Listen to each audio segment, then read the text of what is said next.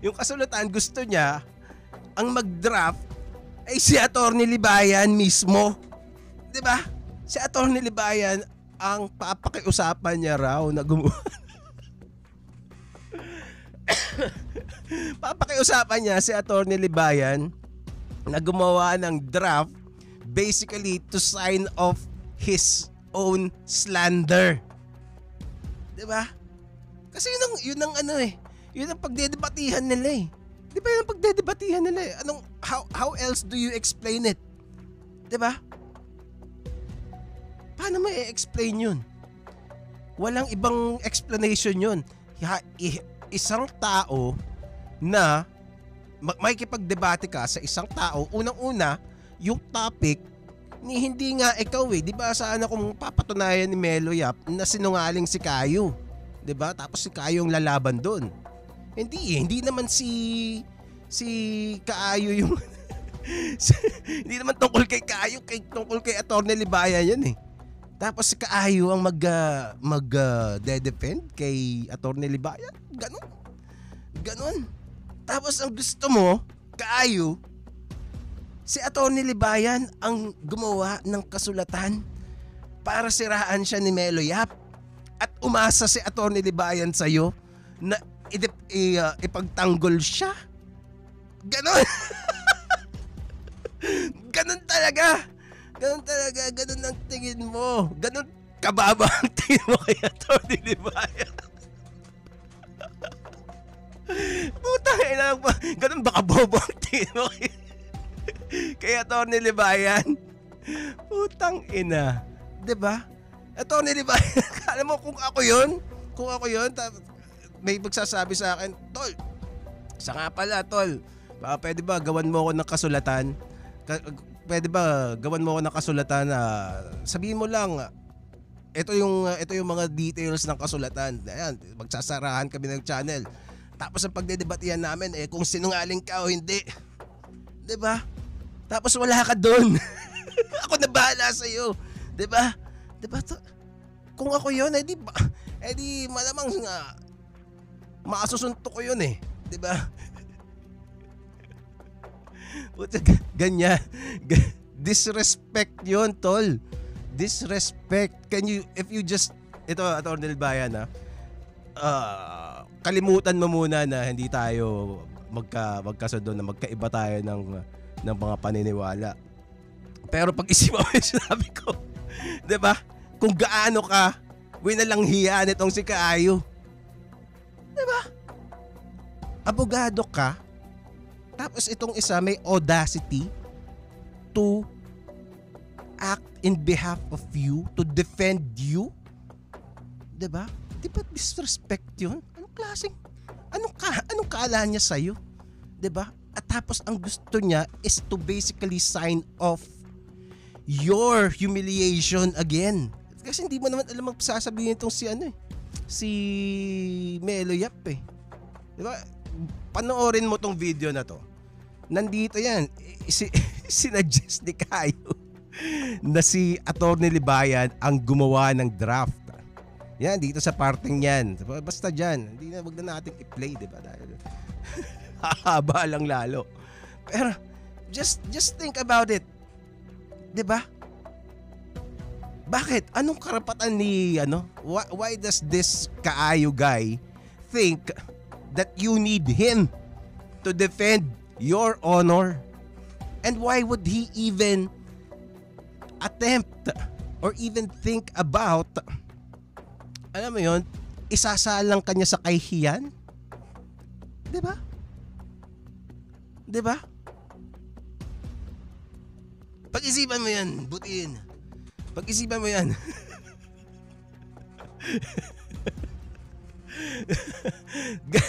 Ganyan katindi itong si Kaayo na, 'di ba? Kung hindi katangahan 'yon, ewan ko na lang kung ano ang itatawag mo. Pero hindi pa diyan natatapos. Hindi pa diyan natatapos ang masalimuot na kwento na ito. Kasi ang naging tingin ko na kasi dito is parang ever since nagsimula yung debate, yung fiscal EJ debate, Ever since na involved ako dun, when I followed this saga, eventually I started viewing it as a telenovela. Ang ganyan. Soap opera na to, ano nangyayari? Diba? Ngayon meron ng mga ibang drama na lumalabas. Diba? Actually, yun ang diba sinasabi ko, entertainment kaya ka nanonood. Diba? Pag-isipan mo pa rin yan, Kayo. Hindi mo pa rin nag-gets ang sinasabi kong hayop ka. Hindi ko ipapaliwanag. Bahala ka sa buhay mo. Okay, so eto. Naging ano na talaga yan. Naging soap opera na yan. Kaya gripping na yan. Kaya everybody who got wind of what's happening, ano na yan, parang nadadala na sila. So, itong Atty. Libayan na isinalang ni Kaayu, tapos, ang matindi nito, the following day, ito mas matinding katangahan. Ito talaga. Kasi actually nung pagkatapos kong mapanood tong video tong live stream ni Melo na to, sabi ko, sa tol, posibleng matuloy yan. Imposibleng matuloy yan. Di ba yung sinasabi ni Melo na may nagsasabi sa kanya na hindi daw matutuloy, ganyan. Kasama ako doon.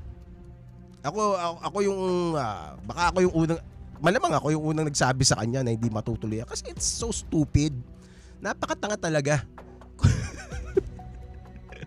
Diba? Sinabi ko sa kanya hindi matutuloy yan. Kasi yun nga, bakit naman gagawin ni Atty. Libayan? Nagawan sila ng kasulatan. 'Di ba? Basically to let tawag dito?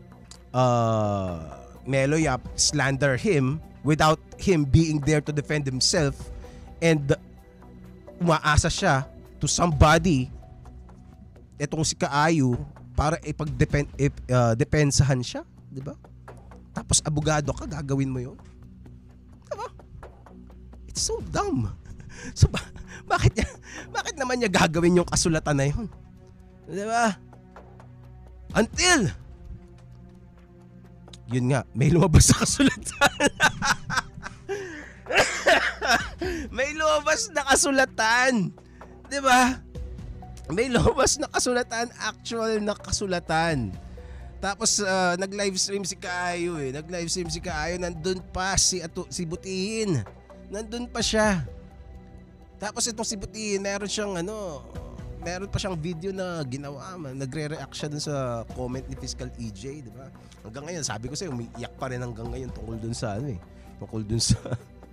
sa debate, sa pagkatalo niya. Diba? Itong kasulatan, in fairness. Pero nung unang lumabas kasi, since si Kaayu, kinlaim niya na papakiusap niya kay Atty. Libayan. Nung una pa ito pa isang punto pa to. Itong si Melo, sabi niya,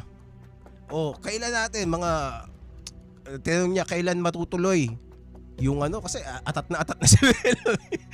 atat siyang makipagdebate na eh. Sabi ni Kaayu, 2 weeks daw. 'Di ba? Di si Melo nag-freak out na naman, 2 weeks, 2 weeks. 'Di ba? Gusto niya kasi 2 days, mga ganun. Pero si Kaayu, sabi niya 2 weeks kasi nakakahiya daw kay Atty. Libayan. 'Di ba? Nakakahiya daw kay Atty. Libayan na parang kukulitin niya. Syempre busy yung tao. Sabihin natin busy si Atty. Libayan, 'di ba? Busy siya. Kaya hindi naman pwedeng ora-orada, bigawan mo ako ng 'di ba? Understandable. So nahihiya daw siya na gawin 'yun. Pero hindi siya nahihiya. Nahihiya siya na madaliin si Atty. Libayan, pero hindi niya naisip mahiya na puta, isasalang kita sa kahihiyan.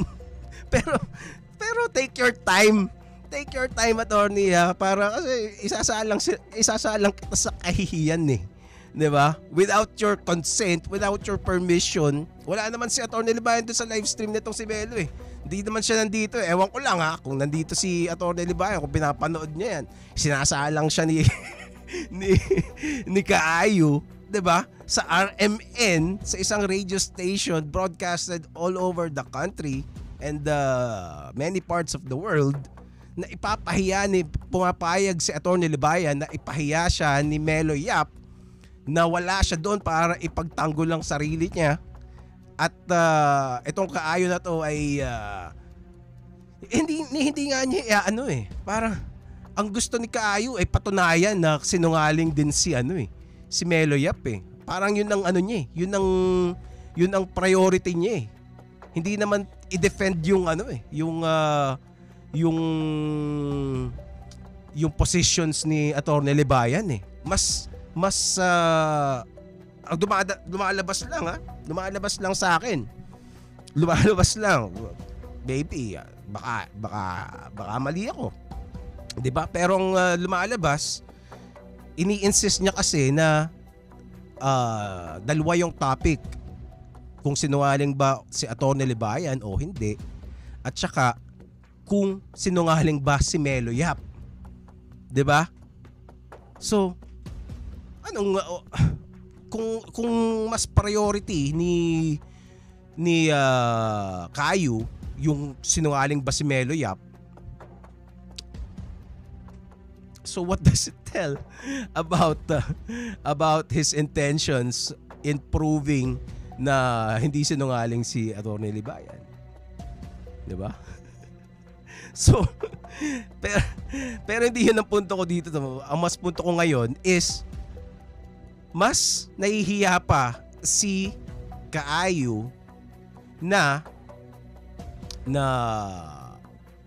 madaliin si Atty. Libayan kesa yung hindi magpaalam sa kanya at isa lang siya sa isang debate nationwide. 'Di ba? Hindi mo alam, malay mo tupakin tong RMN. 'Di ba? Tapos pagbigyan sila, sa tangina niyo mga hindot kayo ha. Di biglang games yan, ano gagawin ni Atty. Libayan? Di mas mahirap bawiin 'yun. 'Di ba? Imaginein mo, isasalang ka nitong minion mo, Atty. Libayan. Sino ba 'to? Sino ba si Kaayu sa buhay mo? Bakit mo bibigyan ng ganyang klaseng kapangyarihan? Sabi ko sa'yo, sobrang daming katangahan. Sobrang daming katangahan ng pinaggagawa nito. Tapos itong si Atty. Libayan, nandun, nakiki-comment, nakikitawa pa kay Kaayu. Hindi ko alam kung nagigets ni Atty. Libayan. Atty. Libayan, nagigets mo ba? Nagigets mo ba yung pangyayari? Nagigets mo ba na pinaglalaruan kayo itong si Kaayu? Diba? No, isipin mo lang. Bakit niya gagawin yun? Paano kung kumasa tong RMN? Well, siguro sasabihin nyo, hindi, yan. Kumbaga parang play lang namin yan, di ba? But still, kung play lang yan, magmumukha kang tanga. Di ba? Kumbaga, you're supposed to be the leader. Ikaw yung naniniwala, ikaw yung nagsimula niyang yung mga kabatas na yan. Di ba? Tapos ikaw sasalang ka ni Kaayu sa isang debate na hindi mo alam. Hindi mo nananahimik ka kung ano mang ginagawa mo nung nag-livestream tong si Melo. Next thing you know, topic ka na pala kung sinungaling ka. 'Di ba? Tapos gusto pa ikaw mismo yung gumawa, ikaw mismo yung mag-draft. So essentially actually ginawa niya pang issue yung pag-waiver daw eh. Pag ginawa mo yun, essentially parang naging waiver mo na rin yun. Not formal waiver, pero kung sinabi mo, sige, gagawan ko kayo ng kasulatan. Ibig sabihin, payag ka. 'Di ba? Informally, payag ka doon. Ikaw yung gumawa ng kasulatan eh. But then again, mukhang hindi naman ginawa ni Atty. Libayan based dun sa bagong development na naman. Kasi itong si Melo may post ako na nakita ni Melo eh, na parang ChatGPT daw yata yung ginamit ni Kayu tungkol sa paggawa ng kasulatan ng kontrata nila, 'di ba? So hindi ko na syempre ang daming may mga objections si Melo dun sa kontrata ni Kayu. Panoorin niyo na lang. Basta may mga gusto siyang patanggal, 'di ba? Pero kahit hindi si Atty. Libayan yung gumawa. Ipagpalagay hindi talaga si Atty. Libayan yung gumawa nung kontrata. The fact that this dude, itong si Kayu, has the audacity to put you on the spot like that. I don't know, man. Imaginein mo sino bang leader na parang known to be strong. Let's say si Ferdinand Marcos Sr. At the height of martial law, at the height of his power. 'Di ba? At the height of his power. Tapos meron siyang aide, somebody sa kampo niya. Tapos makakadebate niya si Ninoy Aquino, kunyari. Magdedebate kami ni Ninoy Aquino. 'Di ba? Papatunayan ni Ninoy Aquino na sinungaling ka. Pero wala ka doon. Ako bahala sa iyo. Tapos ako papatunayan ko na sinungaling si Ninoy Aquino. Tapos gawan mo kami ng kasulatan ha. Ikaw gumawa ng rules. Tingin mo ano gagawin ni Ferdinand Marcos doon? Baka pabaril niya yon on the spot. Hindi ba? Bakit mo gagawin yun? Kung leader ka, bastos yun. Teka. Kakaroon tayo ng dapat, paano ba higpitan to? Lumuwag na siya. Okay. Di ba ang bastos nun? Imaginein mo, ganun ba ang isa? Would you even attempt to do that to somebody you respect? I don't know, man. I don't know. Para sa akin, wala. That's how stupid Kayu thinks Butihin is. Gano'n ang basa ko doon, ha? Gano'n ang basa ko. And while we're at this assessment, no? Ito naman observation ko lang, no? 'Di ba? Kasi ilang beses ko na ring nasabi na tong si Kayu mas matalino naman talaga kay Butihin. Sabi ko na yan ilang beses na kasi nakausap ko yan for siguro 3 hours each. And in my personal assessment, 'di ba? Hindi naman ako professional sa mga ganitong bagay, pero I've talked to a lot of people in podcasting and also sa mga kung saan-saan. Yan ang isang talento ko, makipag-usap sa mga tao. So I can assess na parang mas may lamang talaga itong Kayu na Yung ibang mga tropa ni Melo parang di matanggap kasi gusto nila parang bobo lang yung kabila. Hindi ako ganun. I would give credit. I'm not saying na bobo si Butihin, 'di ba? Although I don't know. I wouldn't regard him as a highly intellectual person. Okay? Etong si Kayu, medyo angat sa kanya dahil meron siyang mga alam na wala sa hinagap nitong si Butihin. Katulad na lang nung mga pinagsasabi niya ngayon, 'di ba? Actually, itong si Kayu kasi yung ibang mga talking points nila ng mga kabatas, if you take a look at it, 'di ba? Kung papansinin mo yung mga talking points nila, halos lahat galing na kay Kayu 'Di ba? Halos lahat ng talking points galing na kay Kayu.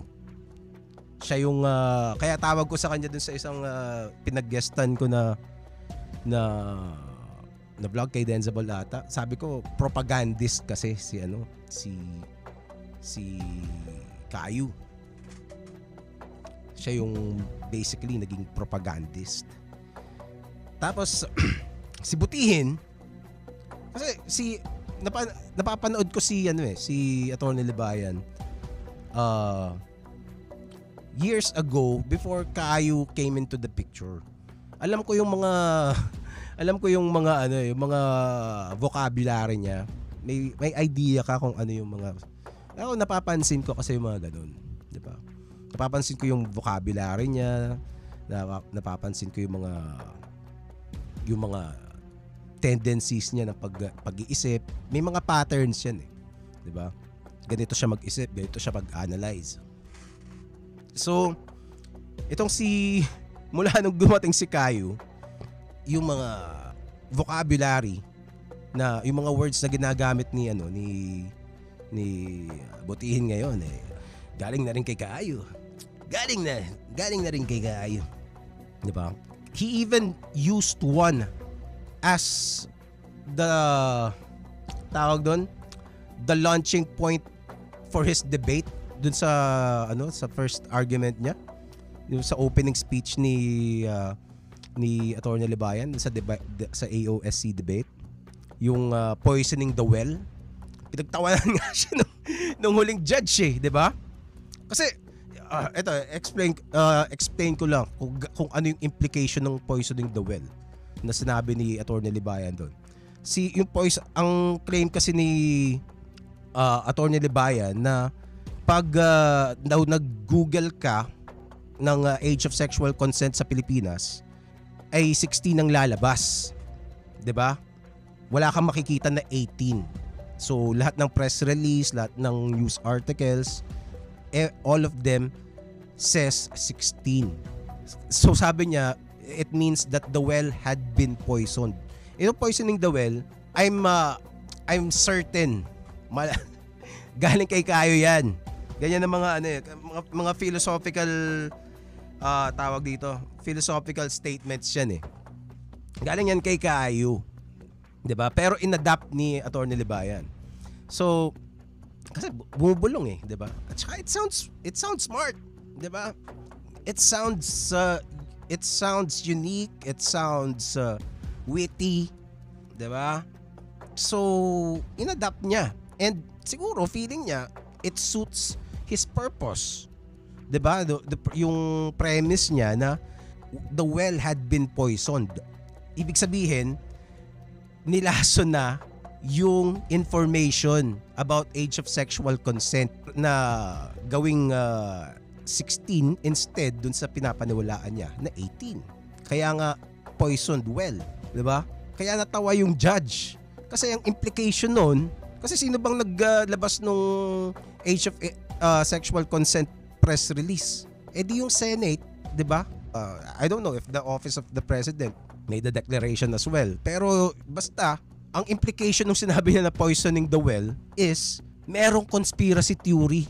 Diba may conspiracy theory yung Senate, ang gobyerno basically to deceive the public na instead of 18 ang age of sexual consent, 16 siya talaga. Diba? So, kumbaga conspiracy theory, kaya natawa yung isang judge talaga. Yun ang iniisip mo. Diba? So, again, tingin ko, itong si Caillou, galing sa kanya yung term na poisoning the well. Tapos itong Atty. Libayan thought it would be witty to use it. Yun, napagtawanan tuloy siya. 'Di ba? Pero yung implication nun, merong conspiracy theory na naganap. Instead na 18 ang sabihin natin, lagay natin 16. Kasi yun yung poisoning the well, yun ang ibig sabihin nun 'Di ba? Imagine mo yun, mga senador, magkakaroon sila ng conspiracy theory na i-poison yung well. I don't know if Atty. Libayan realizes the implications nung pinagsasabi niya about poisoning the well. Pero ang punto ko talaga dito, kung bakit ko binanggit yun, is gano'n nakalakas ang impluwensya ni Caillou sa'yo. Diba? Wala akong pakialam kung naniniwala ka sa poisoning the well na yan. Hindi yun ang sinasabi ko, masyado ka nagpapaniwala dyan kay Caillou. Na feeling mo just because magandang pakinggan bago sa iyo kasi di ka kasi philosophical na tao eh. Butihin. Tanggapin mo na 'yon. Hindi ka talaga philosophical na tao. Ang alam mo lang is to reference everything to what is written in the law. 'Di ba? So pag I don't know, basta ganyan. 'Yun ang para sa iyo 'yun ang critical thinking. I don't know, pero tsaka na natin pag-usapan yung version mo ng critical thinking. Ibahin mo lang. Ang punto ko lang dito is yung mga talking points nyo, si Kayo na naghahawak. You have lost leadership sa mga kabatas natin. Si Kayo na ang bagong leader ng mga kabatas. Whether you realize it or not, you are Kaayos puppet. Butihin. Puppet ka na lang ni Kayo. Diba? Tapos parang nakikitawa pa siya kay nakikitawa pa siya kay Kayo nung dinidiscuss niya yung kontrata para magsilbing rules para sa slander ni Atty. Libayan on a mainstream radio network. Diba? Isipin mo nga yun, Butihin. Diba? Huwag mo isipin na, kasi kala mo kasi Butihin kaaway mo ako, hindi mo ako kaaway. Hindi mo ako kaaway. I'm just a tripper here in the internet. Hindi mo ako kaaway. Promise. Kung gusto mo mag-guest ka dito ulit, diba? Wala. I will ikaw lang naman ang masyadong seryoso eh. Di ba? Pero I'm telling you, you have already lost leadership. Kayo already knows how to play you. Kayang-kaya ka niya pa ikutin. And ikaw, baka naman trip niya yan, di ba? Sabihin nyo, ano yan? Bait yan. Ano namin yan? Style namin yan. Well, your style sucks. Your style is diskarte ng mga loser. Oo. And I think, I don't know, ikaw, bahala ka kung ayaw mong maniwala. Diba? Kung tingin mo ay mali ang sinasabi ko, edi bahala ka. Pero yun ang tingin ko. Kasi isipin mo, isasalang ka, papayag ka na papayag ka ba nun? Kung ako yun, sasabihin ko kay Kayo, sa tangina mo, umayos kang hindot ka. Diba? Pinagsasabi, bakit ka gumagawa ng mga hakbang na ganyan? Bakit di ka man lang magpaalam sa akin? At the very least, why do you even entertain? Kung gusto makapagdebate ka tungkol sa sarili mo. Diba? Yun ang tamang response doon. 'Di ba? Yun ang response ng isang leader. 'Di ba? Bakit ka nagdedesisyon para sa aking hayop kang kaayo ka? 'Di ba? Pero hindi nakikitawa ka pa eh. 'Di ba? Well, like I said, I don't think RMN will parang sign it off na parang kasi risky sa kanila yun eh, di ba? Pero it could still happen somewhere else, di ba? Pero itong si Kayo kasi, ang proposition niya is nationwide na naman, di ba? For what? Para sumikat siya sa RMN, gano'n? Di ba? At your expense, Butihin. Pag-isipan mong mabuti ang mga sinasabi ko, Butihin. Pag-isipan mong mabuti. Ikaw ba talaga ay puppet ng Kaayo na yan? O I don't know, kabatas pa ba talaga ang grupo ninyo? O kabantot na? I suppose, yun muna. Paalam.